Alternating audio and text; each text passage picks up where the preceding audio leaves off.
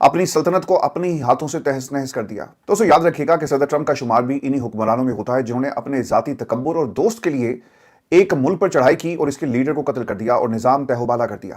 Trump کو روکا گیا کہ ایران ترن والا نہیں، رجیم چینج ہوگا اور نہ ہی ایرانی لوگ اسے قبول کریں گے۔ امریکہ کی 18 خفیہ ایجنسیز نے ایک ہی رپورٹ دی کہ ایران پر حملے کا کوئی فائدہ نہیں، پیچھے ہٹ جاؤ، لیکن ڈونلڈ ٹرمپ نے ایک نہ مانی۔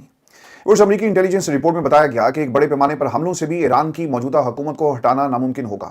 امریکی اخبار واشنگٹن پوسٹ نے ایک خفیہ امریکی انٹیلیجنس رپورٹ کا ذکر کیا اور یہ ایکسکلوسیو ڈیٹیلز شیئر کی ہیں دنیا کے ساتھ، اور خبردار کیا کہ بڑے پیمانے پر فوجی حملہ بھی ایران کی موجودہ حکومت اور فوجی قیادت کو ختم کرنے میں کامیاب نہیں ہو سکتا۔ اخبار کے مطابق یہ رپورٹ نیشنل انٹیلیجنس کونسل کے سینئر تجزیہ کاروں نے مرتب کی، جو امریکہ کی 18 انٹیلیجنس ایجنسیز کی مشترکہ معلومات کی بنیاد پر خفیہ رپورٹس تیار کرتے ہیں۔ یہ رپورٹ ایران پر اسرائیل اور امریکہ کے حالیہ حملے شروع ہونے سے ایک ہفتہ پہلے تیار کی گئی، اور یہ رپورٹ ایسے وقت میں سامنے آ رہی ہے، یعنی اسے میڈیا پر ریلیز کیا گیا جب ڈونلڈ ٹرمپ اور ان کی انتظامیہ نے ایران کے خلاف ایک طویل فوجی مہم کی دھمکی دی، جس کے بارے میں حکام یہ کہتے ہیں کہ ابھی تو شروعات ہیں، اور اگر آپ نے ہماری بات پہلے تسلیم نہیں کی اور اگر بعد میں بھی نہیں کریں گے، اور نتائج آپ کے سامنے ہیں کہ 7-8 دنوں کے اندر آپ نے ایران کے اوپر تابڑتوڑ حملے کیے، لیکن آپ کو آپ کے نتائج جو آپ چاہتے تھے ویسے آپ انہیں حاصل نہیں کر سکے۔ دوستو رپورٹ میں یہ بھی بتایا گیا کہ اگر آیت اللہ خامنائی کو شہید کر دیا جاتا ہے تو ایران کی مذہبی اور فوجی قیادت پہلے سے طے شدہ پروٹوکول کے مطابق رد عمل دے گی، یعنی جو ایک سسٹم ان پلیس ہے کہ قیادت جاتی ہے، دوسری آ رہی ہے، دوسری جائے گی، تیسری تیار ہے، آپ اس سسٹم کو پروٹوکول جو طے کیا گیا اور کئی دہائیوں سے اسے مرتب کیا گیا، آپ اس کے اندر ذرا سا بھی ایک ڈنٹ نہیں ڈال سکتے۔ رپورٹ میں یہ بھی کہا گیا کہ ایران کی اپوزیشن کا ملک پر کنٹرول حاصل کرنے کا بھی کوئی امکان نہیں۔ رپورٹ میں امریکی زمینی افواج کے ایران میں داخلے یا کرد علاقوں میں بغاوت شروع کرنے جیسے متبادل راستے زیر غور نہیں آئے۔ اخبار کے مطابق خفیہ رپورٹ میں یہ واضح نہیں کہ بڑے پیمانے پر حملوں سے مراد موجودہ فوجی کارروائی ہے یا نہیں۔ ویورز، امریکی حکام کے مطابق ایران میں اب تک کوئی بڑے پیمانے پر عوامی بغاوت یا حکومت کے اندر ایسا فرق نہیں آیا جس سے نیا نظام قائم ہو سکے۔ ماہرین یہ جو رپورٹس آ رہی ہیں اور جو تھنک ٹینکس ہیں اس وقت امریکہ میں، وہ کیا بتا رہے ہیں؟ وہ یہ بتاتے ہیں کہ ایران پر اس کی مذہبی اور فوجی قیادت کا ابھی بھی مکمل کنٹرول ہے۔ دیکھیں، یہ ایک دن 2 دن کی بات نہیں ہے، یہ آپ کا تعلق تھا مذہب کے ساتھ، اور جس 40 برسوں کی تیاری ایران نے کی تھی، آج اس کی کملی شکل آپ کے سامنے ہے۔ اگر آپ ایران کے اندر صرف حملہ کرتے اور قیادت کو کنٹروورشل بنانے کی کوشش کرتے تو شاید حالات ڈیفرنٹ ہوتے، لیکن یہاں پر معاملہ جو سب سے خطرناک ہوا کہ آپ نے ایک رہبر کو قتل کر دیا، شہید کر دیا، اور وہ 95% شیعہ جو اس وقت ایران کی پاپولیشن کا ایک میجر حصہ ہے، بلکہ سارا حصہ ہی شیعہ کا ہے، آپ ان کے رہبر کو جب قتل کریں گے تو وہ کیا آپ کے خلاف مرداباد کے نعرے نہیں لگائیں گے؟ اب سے کچھ ہی دیر پہلے، یعنی جب میں یہ پروگرام ریکارڈ کر رہا ہوں ٹھیک 27 منٹ پہلے، الجزیرہ نے یہ خبر بریک کی ہے، اور اس خبر کے مطابق The Israeli military says that Iran has launched several missiles towards Israel and that air defense are operating to intercept the projectiles۔ Iran نے تو سر دوبارہ سے حملہ کر دیا، کیا جواب ہے آپ کے پاس؟ آپ کے پاس کوئی جواب نہیں ہے۔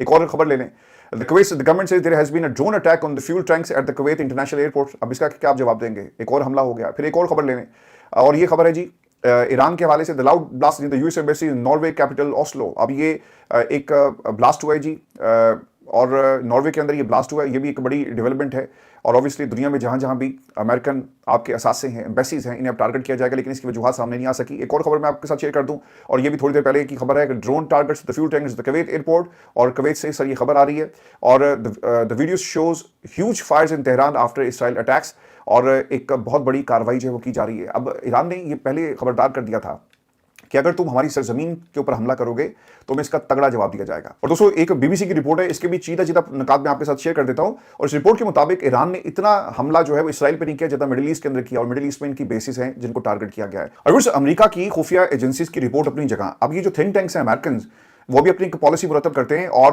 گاہے بگاہے وائٹ ہاؤس کو اس حوالے سے بریف کیا جاتا ہے۔ واشنگٹن کی institute for Near East Policy کی سینئر محقق ہیں، وہی بتاتی ہیں کہ ٹرمپ کے آگے سر جھکانا ایران کی قیادت کے نظریات کے خلاف ہوگا۔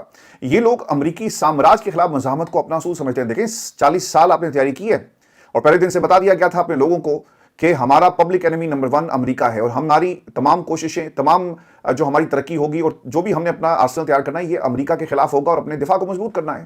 دوستو بروکنگز انسٹیٹیوٹ کی سوزان میلونی کے مطابق ایران کے اندر کوئی ایسی طاقت موجود نہیں جو حکومت کی باقی ماندہ طاقت کا مقابلہ کر سکے۔ ملک کے اندر ان کا مکمل کنٹرول ہے۔ دیکھیں یہاں پر میں آپ کو ایک لمحے کے لیے روکوں گا، اور میں ایک کمپیریزن آپ کے سامنے رکھوں گا، اور وہ کمپیریزن ہے خان صاحب کی حکومت کا۔ جب تک اپوزیشن کو، جو اپوزیشن موجود تھی، ساری جماعتوں کو آپ نے اکٹھا کر کے عمران خان کے خلاف کھڑا کر دیا، ایسے ہی کیا نا، اور رجیم چینج جو پاکستان میں ہوئی وہ امریکہ کی آشیرواد سے اور اندر کے جو لوگ تھے ان کی مدد سے ہوئی۔ अगर ये सारी जमातें, इनमें से एक भी जमात अगर खड़ी हो जाती, पाकिस्तान की एस्टेब्लिशमेंट कुछ नहीं कर सकती थी। अगर पाकिस्तान पीपल्स पार्टी कहती कि नहीं, हमने जो तरीकाकार है इसी को अपनाएंगे और हम इमरान खान की हुकूमत को अमेरिका के कहने पर नहीं कराएंगे, लेकिन क्योंकि मदद अमेरिका से आ रही थी, तो ये सबसे बड़ी दलील है पाकिस्तान जैसी डेमोक्रेसी में, जहां पर सारी की जितनी भी सियासी जमातें थी, जिनकी हिस्ट्री है यार, जिन्होंने अमेरिका के साथ मिलकर हुकूमतें पाकिस्तान में एंजॉय की, अगर वो अमेरिका कहेगा तो क्या उनके पीछे नहीं चलेंगे? अगर किसी ने पाकिस्तान में हुकूमत को एंजॉय नहीं किया अमेरिका की आशीर्वाद से, तो इमरान खान था। इमरान खान ने तो साफ कह दिया था एब्सोल्युटली नॉट, और फिर इमरान खान को अपनी हुकूमत को खोना पड़ा। दोस्तों, अमेरिकी अवाम भी इस जंग के बिल्कुल खिलाफ हो चुके हैं। रिपोर्ट के मुताबिक अमेरिकी अवाम की बड़ी तादाद जमीनी फौज भेजने के खिलाफ है। एक सर्वे हुआ है जी, कुछ टेलीविजन चैनल्स कर रहे हैं, कुछ CNN ने भी किए, और अब एक नया सर्वे सामने आया। इसके मुताबिक सिर्फ 12% अमरीकी इसके हामी आपको नजर आएंगे, 60% मुखालिफ हैं। अमरीकी फौज की एक बड़ी तरबेती मशक अचानक मंसूख कर दी गई है, जिसके बाद मशक वुस्ता में मुमकिन तैनाती की क्या सलाहियां शुरू हो गई हैं। अमरीकी अखबार के मुताबिक अमरीकी फौज ने एलीट एयरबोर्न डिवीजन के हेडक्वार्टर की बड़ी तरबेती मशक अचानक मंसूख कर दी है और अमले को लुइसियाना जाने की बजाय नॉर्थ कैरोलिना में ही रहने का हुक्म दिया है। अमरीकी अखबार ये भी बताता है इस हवाले से कि 4 से 5 हज़ार फौजियों पर मुश्तमिल ब्रिगेड 18 घंटों के अंदर तैनाती के लिए तैयार है। वाशिंगटन पोस्ट के मुताबिक अमरीकी फौज जल्द ही इसी डिवीजन की एक हेलीकॉप्टर यूनिट की मशरिक वुस्ता में पहले से तयशुदा तैनाती का ऐलान करने वाली है। गुज़श्ता रोज हमने आपको इसी प्लेटफॉर्म पे एक वीडियो दिखाई थी, जिसमें अमरीकी फौजी अपने वालिदैन को अलविदा कर रहे थे, अपने प्यारों के साथ लिपट कर रो रहे थे। और ये जज्बाती मनाजिर जो आपको नजर आ रहे हैं, ये एक पॉपुलर सेंटीमेंट है कि कोई भी एक ऐसी जंग में नहीं जाना चाहता जो किसी की मोहब्बत में हो, यानी दोस्ती में आपने पूरे मुल्क को, पूरे खित्ते को, पूरी दुनिया को, और एक शहादत आपने कर दी, और दुनिया में मुसलमानों का गुस्सा आपके खिलाफ है, और आप कहते हैं कि ये हमारी एक मजहबी जंग है जिसे आप मजहब का रंग देने की कोशिश कर रहे हैं। दोस्तों, दूसरी जानिब ईरानी पाकिस्तानी इनकलाब ने 24 घंटे के दौरान 200 अमरीकी फौजी हलाक और जख्मी करने का दावा किया। ये बहुत बड़ा दावा है जी, और ये पाकिस्तान इनकलाब की तरफ से सामने आया। और वो ये बताते हैं कि 21 अमरीकी बहरीन में नेवल अड्डे पर मारे गए। तेहरान रिफाइनरी पर हमले के बाद हैफा रिफाइनरी को भी हमने निशाना बनाया, और अमरीकी तेल जहाज को भी निशाना बनाया गया। दूसरी जानिब इसराइली वज़ीर-ए-आज़म नेतन्याहू ने कहा कि पाकिस्तान इनकलाब के जो एहलकार हथियार डाल देंगे उन्हें नुकसान नहीं पहुंचाया जाएगा। और वो ये भी कहते हैं कि ईरान के हमलों का निशाना बनने वाले तमाम ममालिक के साथ खड़े हैं। ईरानी हमलों का निशाना बनने वाले ममालिक हमसे राब्ते में। अच्छा, उन्हें भी अपना चूरन जो है वो बेचना है कि जनाब ये जो ईरान है उसके साथ कोई नहीं है, वो तनहा हो चुका। देखिए, ये काम इन्होंने पहली दफ़ा नहीं किया, इससे पहले भी ये काम करते रहे हैं, और प्रॉक्सी वॉर इसका एक सिलसिला मिडिल ईस्ट के अंदर शुरू किया गया। उनका अंदाज़ा ये था कि शायद मिडिल ईस्ट इनके खिलाफ उठ खड़ा होगा और हम इन्हें कंट्रोल कर लेंगे, जिससे उनका ये दावा है कि हमने ईरान की फ़ज़ाई हदूद को मुकम्मल कंट्रोल कर लिया। आप देखिए, मुकम्मल कंट्रोल कैसे होता है कि आप किसी मुल्क में एंटर होते हैं और वहाँ से कोई रेजिस्टेंस ना मिले, तो फिर इस किस्म के जो है वो दावे सामने आते हैं। जहाँ तक ईरान का ताल्लुक है, उनकी जो एयर कैपेसिटी इसे कहें या जो फ़ज़ाई है बिल्कुल ख़त्म हो गई है, लेकिन इसका मतलब ये नहीं है कि ईरान अमेरिका और इसराइल के ऊपर, इनकी जो बेसिस है, इनके ऊपर हमला नहीं कर सकता।